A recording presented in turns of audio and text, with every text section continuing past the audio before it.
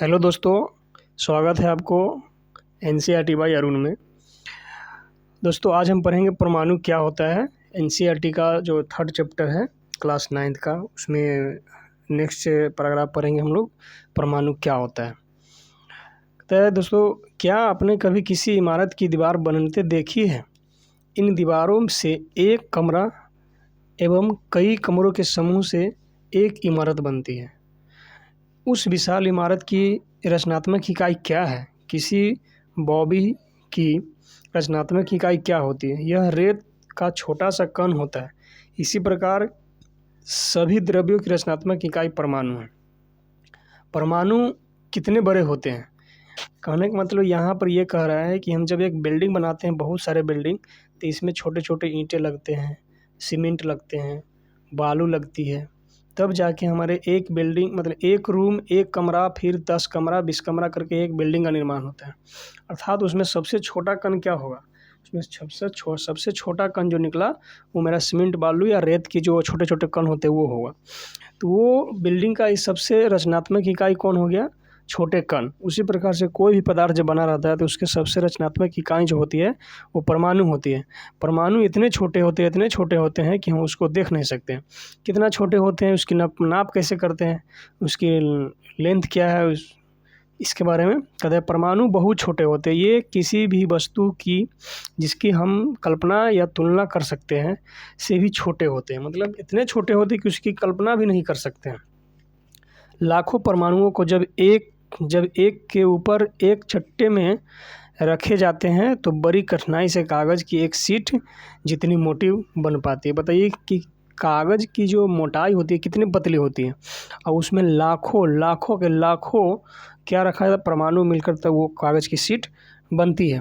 परमाणु की जो लंबाई होगी, त्रिज्या होगी, कितना होगी? परमाणु की त्रिज्या नैनोमीटर में मापा जाता है।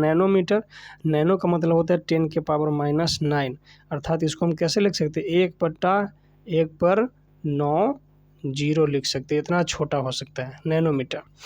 तो 1 नैनोमीटर बराबर 10⁻⁹ मीटर। तो इसीलिए अगर हम कहेंगे 1 मीटर बराबर कितना हो जाएगा? 10⁹ नैनोमीटर। मतलब 1 मीटर में कितना भाग है नैनोमीटर का? 10⁹ ये बहुत छोटा है। 10⁹ को आप बहुत बड़ा नहीं समझिए, बहुत छोटा है। मतलब कि 1 मीटर को कितना बार काटा जाएगा? 1 2 3 4 5 6 7 8 9 कहीं दहाई सैकड़ा हज़ार 10,000 लाख 10 लाख करोड़ 10 करोड़ अरब। यानी 1 मीटर को 1 अरब बार काटा जाएगा, और जितना छोटा कण हमें प्राप्त होगा उसको हम कहते हैं नैनोमीटर। अर्थात तो उतना छोटा होता है क्या? मेरा परमाणु। देखिए परमाणु का जो आकार जो देखा जाता है, उदाहरण के तौर पर देखिए, ये हाइड्रोजन के परमाणु जैसे हम लोग जानते हैं ना, हाइड्रोजन हो गया, हीलियम हो गया, इस सब के कितने बड़ा हो सकता है? इसकी जो त्रिज्या होती है, इसकी जो गोलाई होगा, जैसे हाइड्रोजन है तो इसकी जो त्रिज्या होगी कितना मीटर का होगा? तो जो हाइड्रोजन परमाणु होता है उसका 10⁻⁻10 मीटर। और जल का अणु, जैसे पानी का जो होता है, पानी का अणु H2O, यही होगा इसका अणु। तो ये कितना बड़ा होता है? 10⁻⁹ मीटर। हीमोग्लोबिन के अणु जो हमारे शरीर में पाया जाता है, ब्लड में जो पाया जाता है, ब्लड में कितना उसका होगा? 10⁻⁸ मीटर, नैनो मीटर होगा। इसके बाद रेत का जो कण होगा 10⁻⁴ होगा। चींटी का होगा 10⁻⁻3। चींटी का साइज कितना होता है? चींटी का साइज जो होता है, जो 1 मीटर को मापा जाएगा कि 1/, कितना का? 1000। यानी 1 मीटर को 1000 बार काटा जाएगा। जितना जितना छोटा छोटा बन जाता है उतना बड़ा चींटी होता है। एक सेब का आकार का रेडियस क्या होता है? सेब के आकार का रेडियस 10⁻⁻1 मीटर। इसे सेब कितना बड़ा होता है? अगर इतना बड़ा हुआ तो इसका जो रेडियस होगा कितना होगा? 10⁻⁻1 मीटर। 10⁻⁻1 मीटर है, ये हुआ कि 10 सेंटीमीटर। 10 सेंटीमीटर समझते हैं? 10 सेंटीमीटर कितना लंबा हो जाता है? जैसे 10 सेंटीमीटर एक बित्ता होगा, बहुत बड़ा होगा एक बित्ता।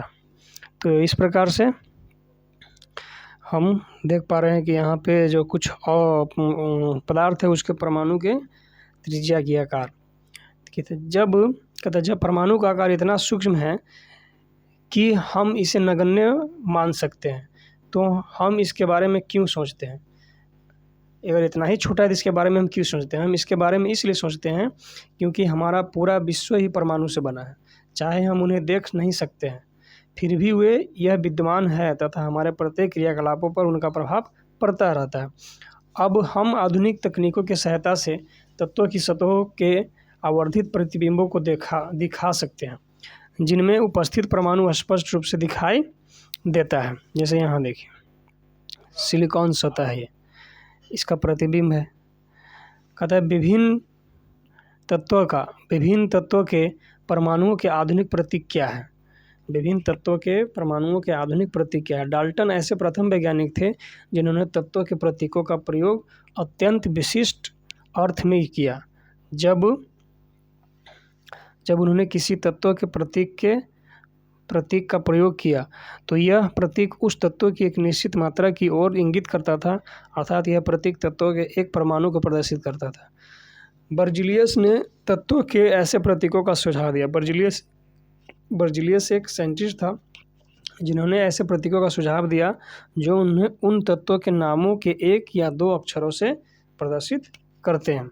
देखो ये है उसका सही, जैसे हाइड्रोजन को इससे इंडिकेट करेंगे, फास्फोरस का ये है, कॉपर का, गोल्ड का, कार्बन, सल्फर, सीसा, प्लेटिनम या ऑक्सीजन दिया हुआ है, ऑक्सीजन को सीधा गोला कर देते हैं, आयरन, सिल्वर, पारा मतलब मर्क्यूरी जो थर्मामीटर में पाया जाता है।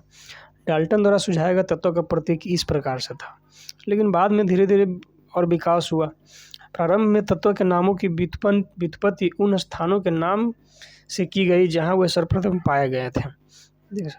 मतलब कि जहाँ पर जो पाया जाता था, जैसे कि अगर हम कहेंगे कि मैग्नेट पाया कहाँ पर, मैग्नीशियम में पाया गया तो उसको मैग्नेट के नाम से ही रख दिया गया। जिस प्रकार से यहाँ उदाहरण के रूप में दिया जाए, कॉपर का नाम साइप्रस से व्युत्पन्न हुआ है। कुछ तत्वों के नामों को विशिष्ट रंगों से लिया गया।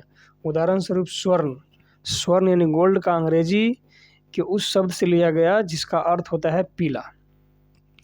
International union of pure and apply chemistry IUPAC मतलब ये नाम रखता है। यह एक क्या है, अंतर्राष्ट्रीय वैज्ञानिक संस्था है जो तत्वों के नामों, प्रतीकों और मात्रकों को स्वीकृति प्रदान करती है। क्योंकि ये इंटरनेशनल यूनियन है, जो ये मानेगा वही पूरा विश्व मानेगा। अधिकतर तत्वों के प्रतीक उन तत्वों के अंग्रेजी नामों के या दो अक्षर से बने होते हैं। जैसे कि हम देखते हैं कि हाइड्रोजन के लिए H लिखते हैं, हीलियम के लिए HE लिखते हैं, लिथियम के लिए L लिखते हैं, बोरोन के लिए Br लिखते हैं, बेरिलियम के लिए। तो ये सब क्या है? ये सब संकेत है, उसका प्रतीक है। तो वही कहते हैं अंग्रेजी नामों के एक या दो अक्षरों से बने होते हैं। किसी प्रतीक के पहले अक्षर को सदैव बड़े अक्षर में तथा दूसरे अक्षर को छोटे अक्षर में लिखा जाता है। जैसे यहाँ पर दिया हुआ है, हाइड्रोजन के लिए क्या है, H है, एल्युमिनियम के Al न कि Al, मतलब कि बड़ा अक्षर A छोटा, दूसरा अक्षर पहला अक्षर बड़ा A होना चाहिए और दूसरा अक्षर छोटा अक्षर होना चाहिए, छोटे ABCD में क्या ऐसे नहीं लिखते हैं। कोबाल्ट के लिए C लिखते हैं, फिर सेकेंड अक्षर क्या लिखते हैं O, न कि बड़ा लिखेंगे CO। ये हो जाएगा कार्बन मोनोऑक्साइड। और इसको पढ़ेंगे क्या हो जाएगा, कार्बन मोनोऑक्साइड, लेकिन CO छोटा लिखेंगे ताकि कोबाल्ट पढ़ेंगे उसको।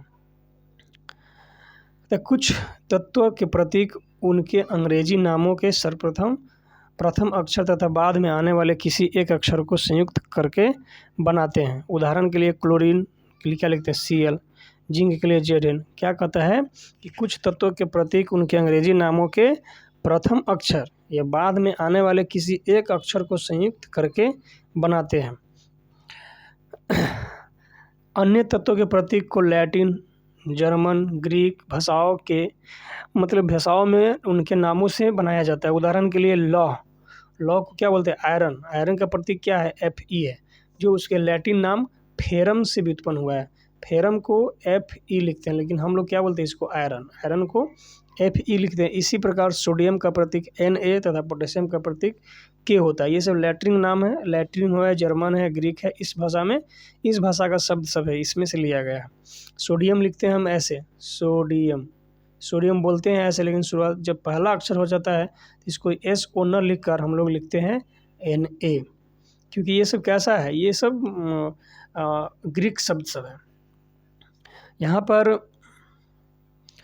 कहता है कि नाइट्रियम एवं कैलियम से व्युत्पन्न है। इस प्रकार प्रत्येक तत्व का एक नाम एक अद्वितीय रासायनिक प्रतीक होता है। अद्वितीय मतलब जो दूसरे से मैच नहीं करता। यहाँ पर कुछ दिया हो गया हुआ है कि यहाँ पर सारणी में कुछ तत्व दिया गया है। जैसे एल्युमिनियम के लिए क्या है, Al है, आर्गन के लिए Ar है, बेरियम के लिए Ba, बोरोन के लिए B हो जाएगा, ब्रोमीन के लिए Br हो गया, कैल्शियम के लिए C। तो इस प्रकार से ये क्या है, ये इसका सिंबल है, संकेत है कि कैसे इसको हम लिखेंगे। कहता है कि जब कभी आप तत्वों का अध्ययन करें तो आप आपके संदर्भ के लिए उपरोक्त सारणी दी गई है। इस पूरी सारणी को एक बार याद करने की आवश्यकता नहीं है। समय समय पर एवं बार बार उपयोग करते रहने से आप स्वतः इन प्रतीकों को निर्मित करना सीख जाएंगे। कोई भाष थोड़ी है, कोई ये रॉकेट साइंस थोड़ी लगाना है। कोबाल्ट के लिए CO, क्लोरीन के लिए Cl। हाँ, एक दो ऐसे शब्द है, एक दो ऐसे नाम है जिसका याद रखना जरूरी है। जैसे कि सोडियम हो गया, सोडियम का तो S लिखना चाहिए इसके नियम के अनुसार, लेकिन इसको क्या लिखते हैं, Na लिखते हैं। सिल्वर के लिए क्या लिखना चाहिए, Si लिखना चाहिए, लेकिन Ag लिखते हैं। तो इस प्रकार से ये सब कुछ है। जैसे पोटेशियम के लिए P लिखना चाहिए, लेकिन K लिखते हैं। तो ये सब ध्यान में होना चाहिए, नहीं तो गलत आप कर सकते हैं। कहता है कि परमाणु द्रव्यमान क्या होता है। कहता है डाल्टन के परमाणु सिद्धांत की सबसे विशिष्ट संकल्पना परमाणु द्रव्यमान थी। उनके अनुसार प्रत्येक तत्व का एक अभिलक्षणित परमाणु द्रव्यमान होता है। डाल्टन का सिद्धांत स्थिर अनुपात के नियम को इतनी भली भांति समझाने के में समर्थ था कि वैज्ञानिक इससे प्रेरित होकर परमाणु द्रव्यमान को मापने की ओर अग्रसर हुए। देखिए, इनका कहना था कि जो भी एलिमेंट है उसका परमाणु द्रव्यमान अगर परमाणु द्रव्यमान सेम है तो उसका एक अभिलक्षणित परमाणु द्रव्यमान बताता है। डाल्टन के परमाणु सिद्धांत की सबसे विशिष्ट संकल्पना क्या थी, परमाणु द्रव्यमान थी। उनके अनुसार प्रत्येक तत्व का अभिलक्षणित परमाणु द्रव्यमान होता था। डाल्टन का सिद्धांत स्थिर अनुपात के नियम को इतनी भली भांति समझने में समर्थ था कि वैज्ञानिक इससे प्रेरित होकर परमाणु द्रव्यमान को मापने की ओर आगे निकले। चूँकि एक परमाणु द्रव्यमान को ज्ञात करना अपेक्षाकृत कठिन कार्य था, इसलिए रासायनिक संयोजन के नियमों के उपयोग एवं उत्पन्न यौगिक के द्वारा सापेक्ष परमाणु द्रव्यमानों को ज्ञात किया गया। हम यहाँ पर एक यौगिक कार्बन मोनोऑक्साइड, CO का मतलब कहते हैं कार्बन मोनोऑक्साइड का उदाहरण लेते हैं, जो कार्बन एवं ऑक्सीजन द्वारा निर्मित होता है। प्रायोगिक तौर पर यह निरीक्षित किया गया कि 3 ग्राम कार्बन तथा 4 ग्राम ऑक्सीजन के संयोजन से कार्बन मोनोऑक्साइड निर्मित होता है। 3 ग्राम कार्बन तथा 4 ग्राम ऑक्सीजन के संयोजन से कार्बन मोनोऑक्साइड निर्मित होता है। दूसरे शब्दों में कहा जा सकता है कि कार्बन अपने 4/3 गुना अधिक द्रव्यमान वाले ऑक्सीजन के साथ संयोग होती है। मान लीजिए कि हम परमाणु द्रव्यमान की इकाई को एक कार्बन परमाणु द्रव्यमान के बराबर मानते हैं, तो कार्बन परमाणु को 1 U तथा ऑक्सीजन परमाणु द्रव्यमान को 1.33 U निर्दिष्ट करेंगे। प्रारंभ में परमाणु द्रव्यमान को AMU द्वारा संक्षिप्त में लिखते थे। ये AU जो देख रहे हैं, AMU, ये एटॉमिक मास यूनिट होता है, जिसको शुरुआत में हम परमाणु द्रव्यमान को इसमें लिखते हैं। इस प्रकार से लिखते हैं ना, kg, मीटर, सेंटीमीटर या सेकेंड। तो उसको जो परमाणु द्रव्यमान को किस में मापते थे, AMU द्वारा संक्षिप्त में लिखते थे। लेकिन आजकल IUPAC के नवीन अनुमोदन द्वारा इसको U कर दिया, यूनिफाइड द्रव्यमान कर दिया, द्वारा प्रदर्शित करते। लेकिन द्रव्यमानों की इकाई को यथासंभव पूर्णांक या लगभग पूर्णांक में व्यक्त करना अधिक सुविधाजनक होता है। आगे चलकर वैज्ञानिकों ने परमाणु द्रव्यमान की विभिन्न इकाइयों के बारे में विचार व्यक्त किया है। वैज्ञानिक जब विभिन्न परमाणु द्रव्यमानों की इकाई के बारे में शोधार्थ थे तो उन्होंने प्रारंभ में प्रकृत्यंजय ऑक्सीजन परमाणु के द्रव्यमान के 1/16 भाग को इकाई के रूप में लिया। 2 कारणों से इसे सुसंगत समझा गया। पहला कारण, देखिए, किसी भी तत्व के परमाणु के द्रव्यमान को कैसे निर्धारित करें कि ये 5 ग्राम का है या 2 ग्राम का, 3 ग्राम का, कहीं से न कहीं से किसी न किसी का रेफरेंस तो लेना होगा। तो उसी में ऑक्सीजन को लिया गया। किस लिए लिया गया? क्योंकि ऑक्सीजन अनेक तत्वों के साथ अभिक्रिया करके यौगिक बनाता है। ऑक्सीजन जो है अभिक्रिया करने वाले सबसे ज़्यादा तत्व है, वही कहता है ऑक्सीजन अनेक तत्वों के साथ अभिक्रिया करके यौगिक बनाता है। इस परमाणु द्रव्यमान इकाई द्वारा अधिकांश तत्वों के परमाणु द्रव्यमान पूर्णांक में प्राप्त होता है। देखिए, द्रव्यमान जितना ज़्यादा पूर्णांक में रहेगा उतना बेहतर होगा और अच्छा होगा। इसलिए तो 2 कारण, सबसे पहला कारण कि ऑक्सीजन अधिक से अधिक तत्वों के साथ अभिक्रिया करता है। दूसरा कि इसके साथ जब अभिक्रिया कराने के बाद जब द्रव्यमान को निकाला गया तो ज़्यादा से ज़्यादा पूर्णांक में निकला। बाकी बात और एलिमेंट के साथ रेफरेंस लेकर जब द्रव्यमान निकालता था तो ज़्यादा से ज़्यादा दशमलव में आता था, लेकिन ऑक्सीजन से जब निकाला गया तो ज़्यादा से ज़्यादा पूर्णांक में आ रहा था, इसलिए ऑक्सीजन को लिया गया। 1961 में परमाणु द्रव्यमानों को ज्ञात करने के लिए परमाणु द्रव्यमान इकाई कार्बन 12 समस्थानिक आइसोटोप को मानक संदर्भ के रूप में सार्वभौमिक रूप से स्वीकार किया गया। यानी कि किसका बेस किसका हम लें, कार्बन मतलब किसका आधार ले ताकि सभी एलिमेंट का हम द्रव्यमान निकाल सकते हैं, तो वो कार्बन 12 का लिया गया। कार्बन 12 समस्थानिक के परमाणु द्रव्यमान के 1/12वें भाग को मानक परमाणु द्रव्यमान इकाई के रूप में लेते थे। कार्बन 12 समस्थानिक के एक परमाणु द्रव्यमान के सापेक्ष सभी तत्वों के परमाणु द्रव्यमान प्राप्त किए गए। कल्पना कीजिए कि एक फल विक्रेता बिना मानक भार के फल बेच रहा है। वह एक तरबूज लेकर कहता है कि इसका द्रव्यमान 12 इकाई है। तो 12 तरबूजीय इकाई अथवा 12 फल द्रव्यमान इकाई वह तरबूज के 12 बराबर टुकड़े करता है तथा पाता है कि उसके द्वारा बेचे जा रहे प्रत्येक फल का द्रव्यमान तरबूज के एक टुकड़े के द्रव्यमान के सापेक्ष है। यहाँ जैसे प्रकार से चित्र में दिखाया गया है कि ये एक तरबूज है, इसको 12 भागों में बांटा गया, तो उसका एक भाग क्या हो गया, 1/12 भाग। वह फलों के सापेक्ष फल द्रव्यमान इकाई FMU में बेचता है। किसी तत्व के सापेक्ष परमाणु द्रव्यमान को उसके परमाणुओं के औसत द्रव्यमान का कार्बन 12 परमाणु द्रव्यमान के 1/12वें भाग के अनुपात द्वारा परिभाषित किया जाता है। कुछ तत्वों के परमाणु द्रव्यमान, हाइड्रोजन के 1 हो गया, कार्बन का 12, नाइट्रोजन का 14, ऑक्सीजन का 16, सोडियम का 23, मैग्नीशियम का, ये सब भार है। परमाणु किस प्रकार अस्तित्व में रहते हैं? अधिकांश तत्वों के परमाणु स्वतंत्र रूप से अस्तित्व में नहीं रह पाते हैं। परमाणु अणु एवं आयन बनाते हैं। परमाणु अणु एवं आयन बनाते हैं। देखिए 2 शब्द आया यहाँ पे, एक अणु आया और दूसरा आयन आया। परमाणु क्या क्या बनाता है? अणु और आयन बनाते हैं। ये अणु अथवा आयन अत्यधिक संख्या में पुंजित होकर वह द्रव्य बनाते हैं जिसे हम देख सकते हैं, अनुभव कर सकते हैं अथवा छू भी सकते हैं। अर्थात परमाणु किस प्रकार अस्तित्व में रहते हैं? ये अस्तित्व में नहीं रह पाते हैं, है ना, स्वतंत्र रूप से अस्तित्व में नहीं रह पाते हैं।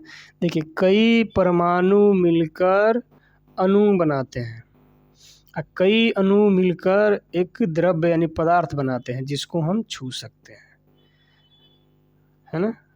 तो इस प्रकार से रहते हैं। अगले नेक्स्ट क्वेश्चन में पढ़ेंगे हम लोग अणु क्या होता है। 2 शब्द आया ना यहाँ पे, अणु और आयन, अणु और आयन। तो अगले वीडियो में हम पढ़ेंगे अणु क्या है।